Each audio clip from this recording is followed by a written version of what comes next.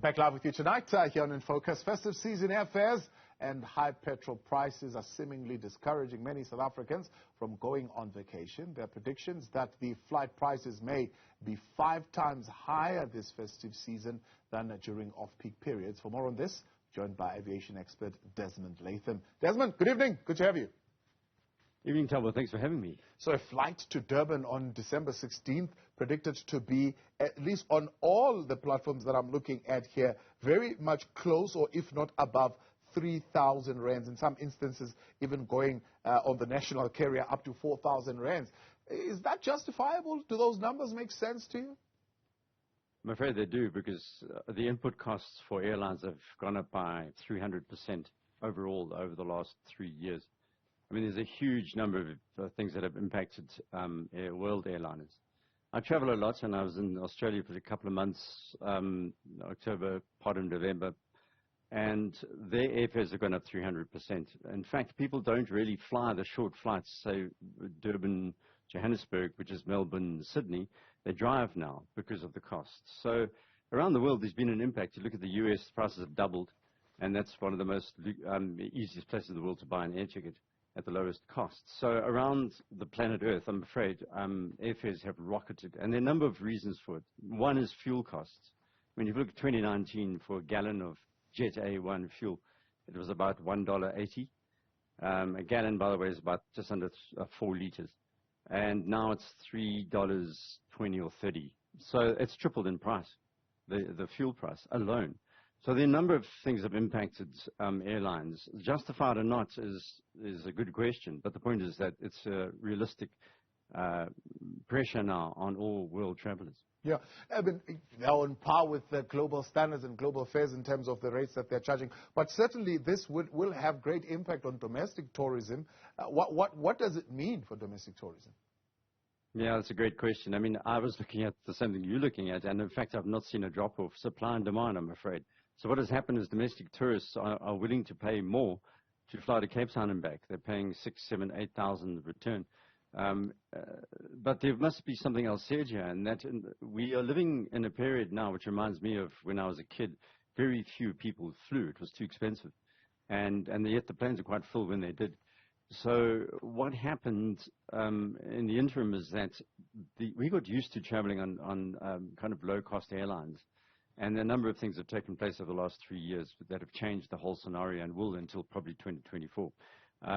But the big secret, I must tell you, is that if you are going to take a flight, you don't book within a month. You book 3 to 6 months ahead. And I know some people say, well, I can't do that.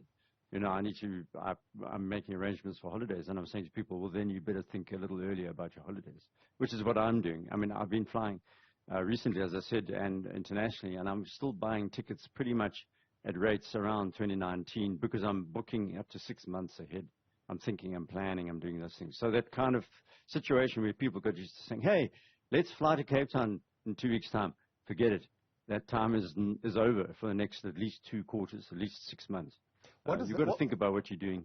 What does that rely on? What will determine the prices in the next 6 months, whether they drop or they go higher?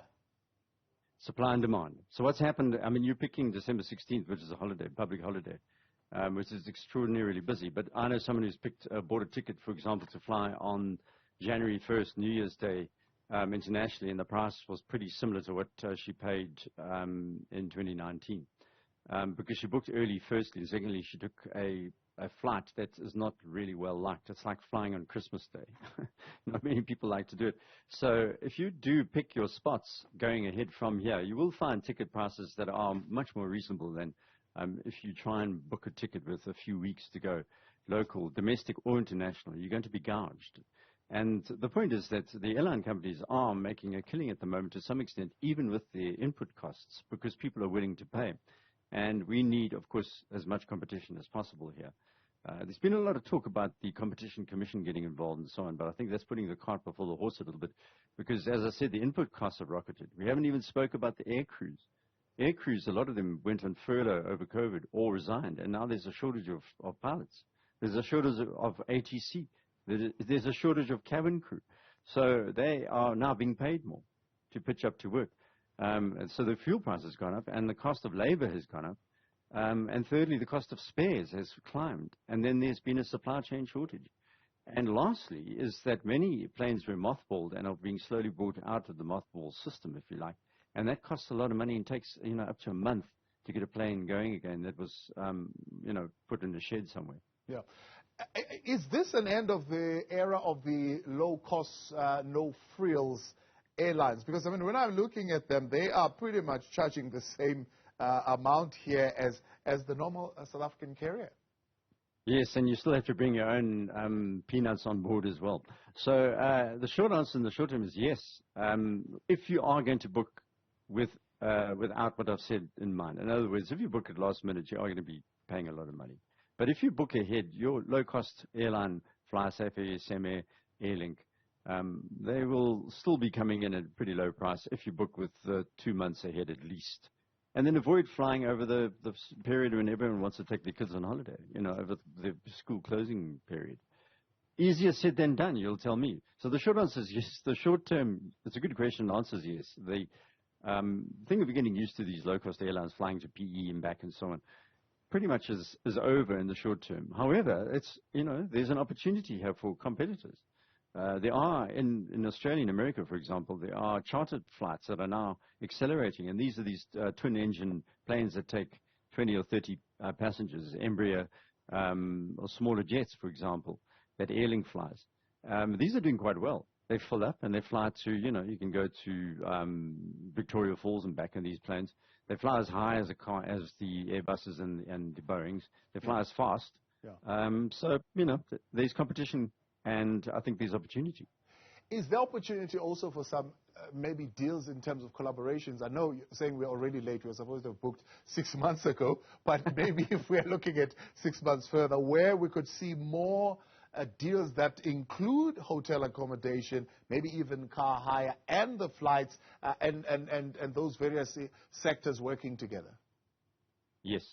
I think that the airlines that are innovating when it comes to service are going to succeed here. So exactly that. So they're going to come and pick you up, drop you off, hold your hand, carry your bags, give you special food, put you in a really nice little cocktail bar, give you an app to use to tell you all the time what's going on. Every few minutes you'll be told, go to A, go to B.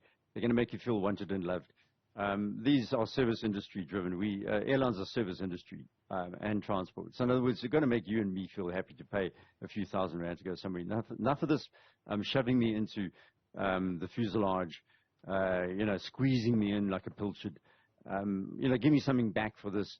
You can see that entrepreneurs are looking at this, and Lyft, for example, is one of those companies that's done this on flights. It said what they're doing, for example, they have a wine tasting on the flight to Cape Town. And if you want, you can then buy some bottles of wine through them.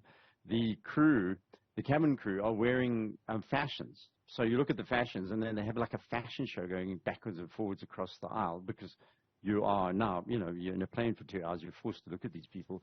And then, so they've got sponsors from fashion lines that are dressing the cabin crew. So there's a whole bunch of changes in how people perceive travel to the future of travel. And one of those things is application-driven service delivery, making you and me feel better. We're not just going to be, treated as pilchards to squeeze into a tin, but, we're paying good money that we earned.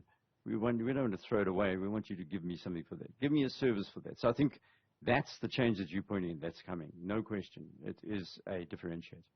Desmond, appreciate your time. Thank you so much for the heads up and for the tips you've given us this evening. Desmond Latham, the aviation expert and clearly a travel enthusiast, and you could pick up some tips there coming from him.